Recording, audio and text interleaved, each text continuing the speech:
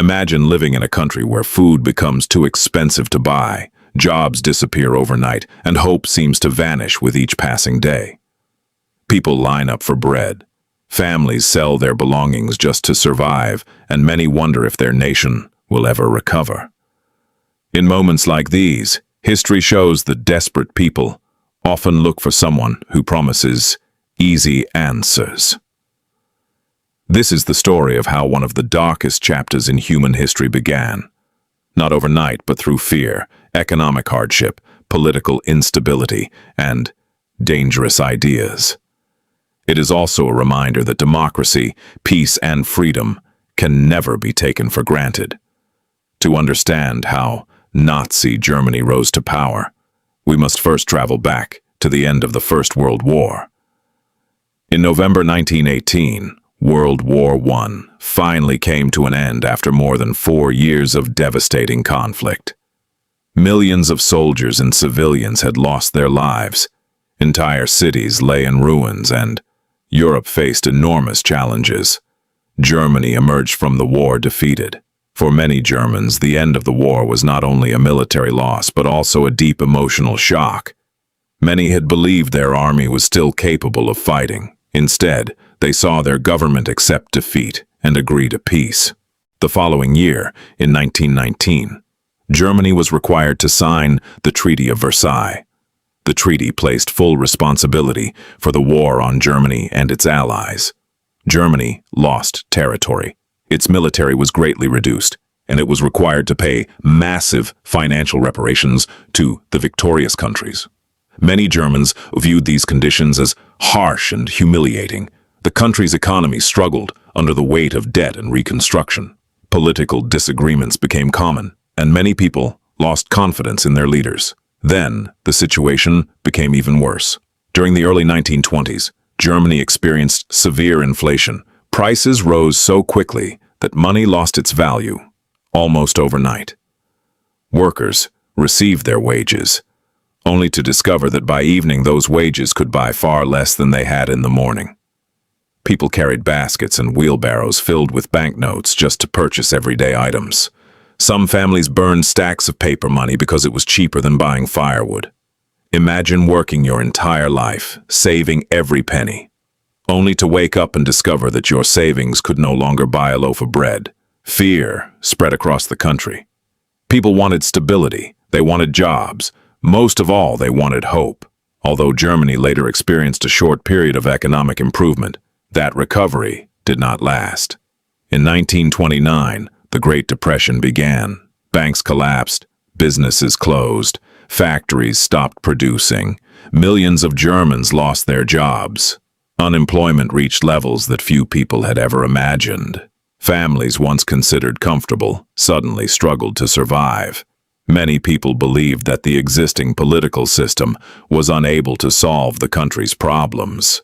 As frustration grew, political groups with extreme ideas gained support. Among them was a relatively small organization called the National Socialist German Workers' Party, commonly known as the Nazi Party. At first, the party attracted only limited attention, but one of its speakers stood out because of his ability to hold the attention of large crowds. His name was Adolf Hitler. Hitler had served as a soldier during World War I. After the war, he joined the Nazi Party and quickly became one of its leading voices. He delivered speeches filled with simple answers to complex problems. He promised to restore Germany's strength. He promised jobs. He promised national pride. Many of these promises appealed to people who were frightened and desperate. However, alongside those promises, Hitler promoted dangerous ideas based on hatred, racism, and conspiracy theories. He falsely blamed minority groups, especially Jewish people, for Germany's problems. These claims had no factual basis, yet repeated propaganda persuaded many supporters to believe them. The Nazi Party also used powerful symbols, uniforms, rallies, flags, and carefully planned public events. Everything was designed to create the image of unity and strength. Large crowds gathered to hear speeches. Marching soldiers, banners, music, and dramatic lighting created an atmosphere that impressed many observers. The party understood something important. People often respond not only to facts but also to emotions: fear, anger, hope, national pride. By combining these emotions with constant propaganda, the Nazis gradually expanded their influence. Still, their path to power was far from certain. In 1923, Hitler attempted to seize power in an event known as the Beer Hall Putsch. The attempt failed. He was arrested and sentenced to prison. Many believed that his political career was over. But history was about to take a different turn. While imprisoned, Hitler wrote a book outlining his political beliefs and future goals. After his release, he changed his strategy. Instead of attempting another violent takeover, he decided to seek power through Germany's political system. The Nazi Party began participating in elections. Its members traveled across the country, holding rallies, distributing newspapers, and presenting themselves as the solution to Germany's economic crisis. Year after year, more people voted for them, not because every voter agreed with their ideology, but because many believed they had no better alternative. Economic hardship, political instability, and fear created conditions that allowed extremist ideas to spread. It was not one single event that changed Germany. It was thousands of small decisions made during years of uncertainty. By the early 1930s, the Nazi Party had become one of Germany's largest political movements. Many leaders believed they could control Hitler if he entered government. They were about to make one of the greatest miscalculations in modern history. In January 1933, Adolf Hitler was appointed Chancellor of Germany. To some, it appeared to be an ordinary political decision. But within months, Germany, and eventually the entire world, would begin a journey toward Tao. January 30th, 1933.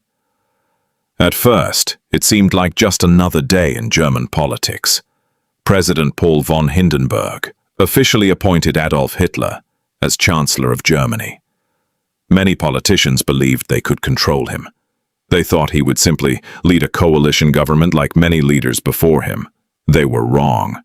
Within months, Germany would no longer be a true democracy, and millions of people would lose freedoms they had taken for granted. How could this happen so quickly? The answer lies in a series of events that changed history forever. Only weeks after Hitler became Chancellor, disaster struck. On the night of February 27th, 1933, flames lit up the Berlin sky. Germany's parliament building, known as the Reichstag, was on fire. The enormous building burned while firefighters rushed to control the flames. People watched in shock. Who started the fire? Even today, historians continue to debate exactly who was responsible. But Hitler immediately claimed that Germany faced a communist revolution. He argued that extraordinary action was necessary to protect the nation. Fear spread rapidly. The next day, emergency powers were introduced. Civil liberties were suspended. Freedom of speech disappeared. Freedom of the press was severely restricted. Police gained broad powers to arrest people without trial. Thousands of political opponents were taken into custody. Many never received a fair hearing. What was presented as a temporary emergency quickly became permanent. The government had discovered that fear could be used to expand its power. Just weeks later came another turning point. The German parliament passed the Enabling Act. This law allowed Hitler's government to make laws without parliamentary approval. In simple terms, Germany's democracy stopped functioning. Power became concentrated in the hands of one leader. Many citizens did not fully understand what they were losing until it was already gone. Step by step, law by law, freedom quietly disappeared. Political parties were banned. Trade unions were dissolved. Independent newspapers were shut down. People who criticized the government risked imprisonment. Soon, Germany became a one-party state. Only the Nazi Party remained. The government also began creating an enormous propaganda machine. Its purpose was simple: control what people saw, control what people heard, and, eventually, control what people believed. Radio became one of the most powerful tools. Cheap radios were produced so millions of German families could hear government broadcasts. Newspapers repeated official messages every day. Posters appeared across cities and villages. Films promoted Nazi ideas. Even children's books were rewritten. Schools changed their lessons. Teachers were required to follow government-approved education. Children learned stories designed to praise the state and encourage unquestioning loyalty. Young people were also encouraged to join organizations such as the Hitler Youth. These groups combined sports, outdoor activities, and military-style discipline with political education. Many children viewed them as exciting adventures. Few realized they were also becoming part of a system designed to shape their beliefs from an early age. Meanwhile, the government expanded its police powers. One organization soon became feared across Germany: the Gestapo, the secret state police. The Gestapo investigated anyone suspected of opposing the Nazi government. Neighbors sometimes reported neighbors. Co-workers reported co-workers. Even friends became afraid to speak openly. A careless sentence could destroy an entire family. Fear slowly entered everyday life. People learned to stay silent. Silence became a way to survive. At the same time, the government established its first concentration camps. These early camps were initially used mainly to imprison political opponents, journalists, trade union leaders, and others considered enemies of the state. Conditions were harsh. Prisoners lived under constant violence and intimidation. This marked the beginning of a system that would later expand into one of history's greatest crimes.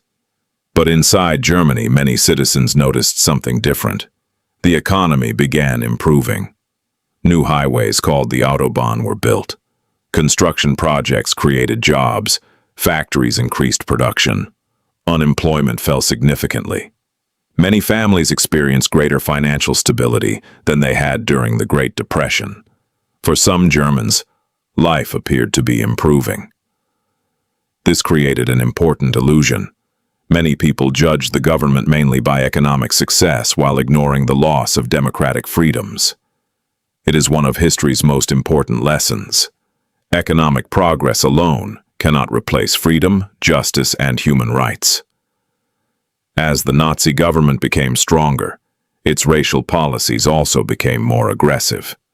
The regime falsely claimed that some groups were superior to others. These racist ideas had no scientific basis, yet they became official government policy. In 1935, the Nuremberg laws stripped many Jewish Germans of basic citizenship rights. Families who had lived in Germany for generations suddenly found themselves treated as outsiders. People lost jobs, businesses were boycotted, children faced discrimination at school. Doctors, lawyers, professors, and artists were dismissed simply because they were Jewish.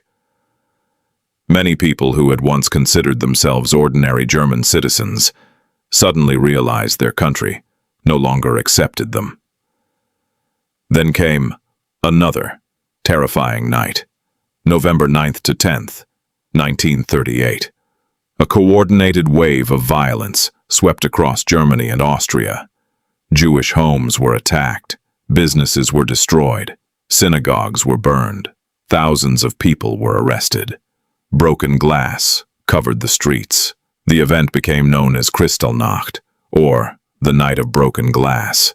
It shocked the world, but international responses were limited. For countless Jewish families, it became clear that remaining in Germany was becoming increasingly dangerous. Some managed to leave, many could not. Meanwhile, Hitler's ambitions continued growing. He openly argued that Germany needed more land. He believed expansion was necessary for the nation's future. European leaders hoped negotiation could prevent another war. Many feared repeating the horrors of World War I.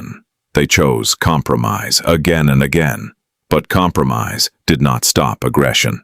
Instead, it encouraged it. Each successful demand strengthened Hitler's confidence. The world stood at a dangerous crossroads. One path led toward peace, the other toward the largest and deadliest war in human history. Most people still hoped conflict could be avoided. Few realized how close the world had come to disaster.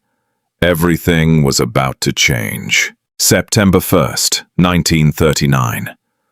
As dawn broke over Europe, thousands of German soldiers crossed the border into Poland. Fighter planes roared overhead.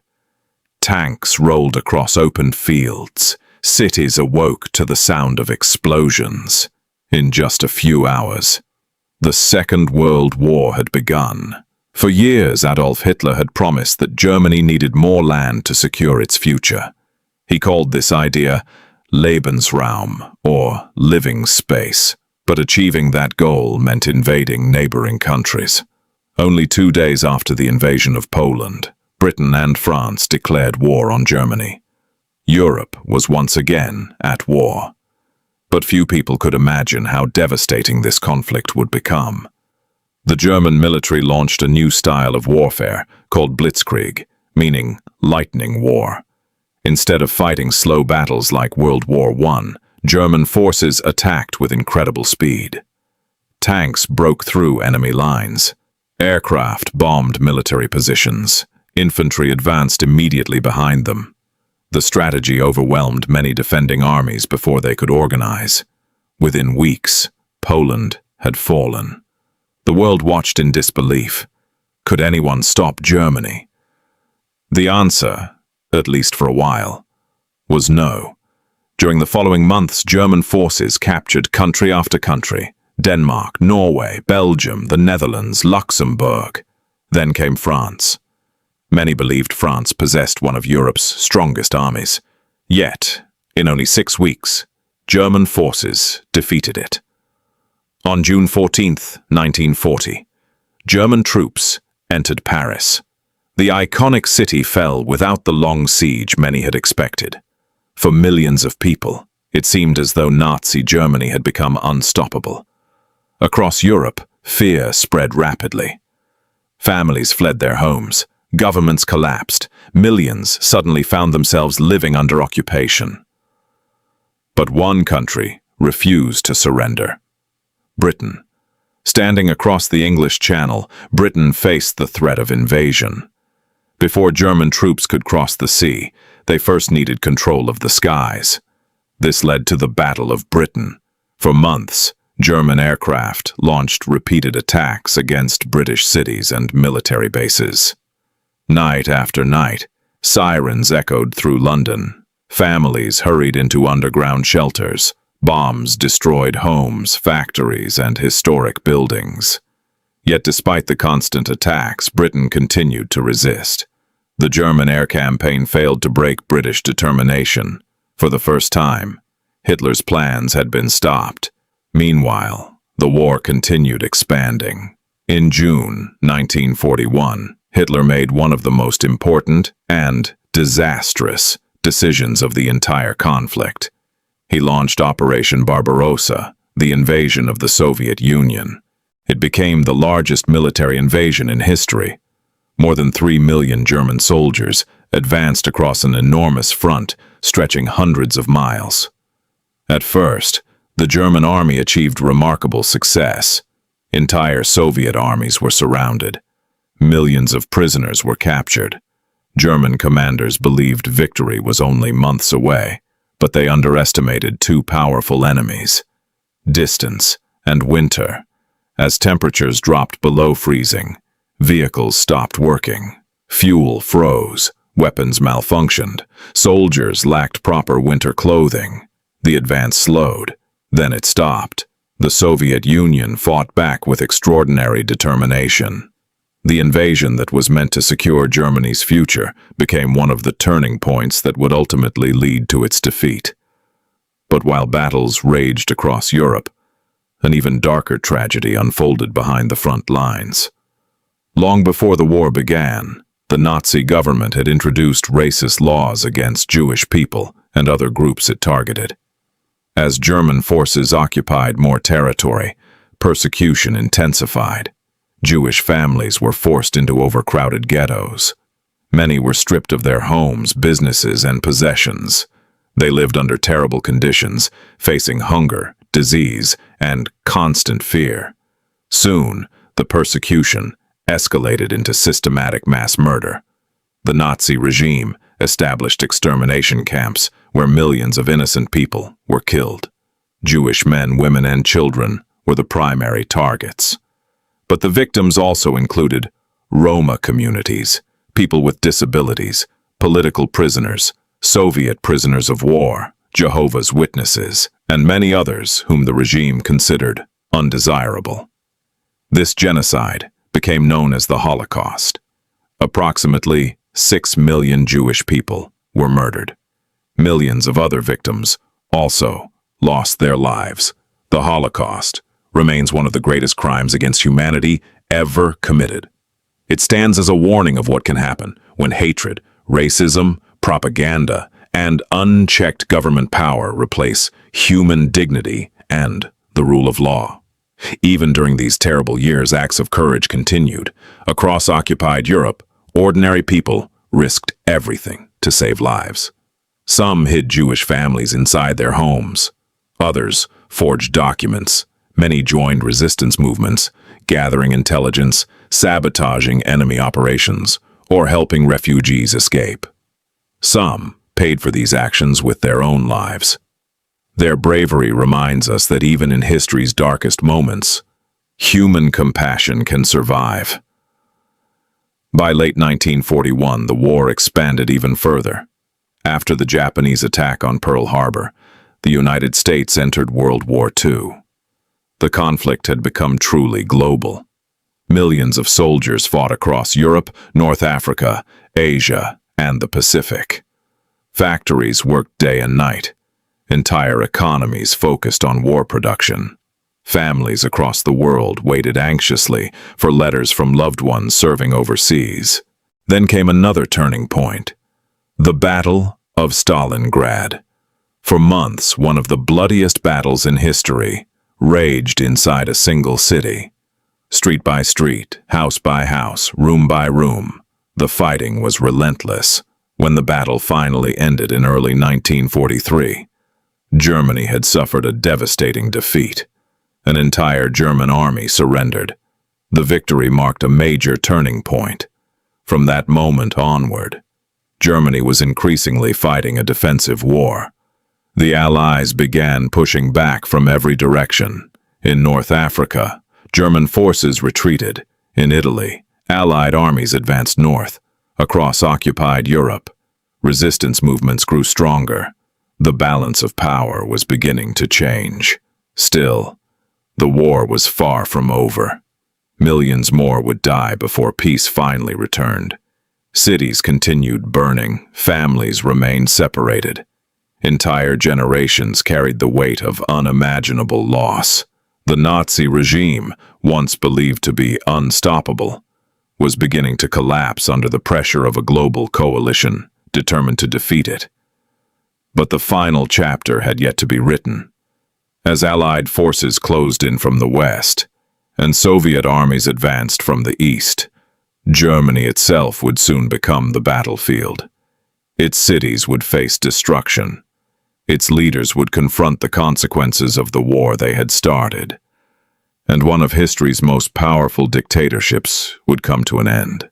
By the beginning of 1945, the war that Nazi Germany had started was turning against it from every direction. From the east, the Soviet army was advancing rapidly toward Berlin.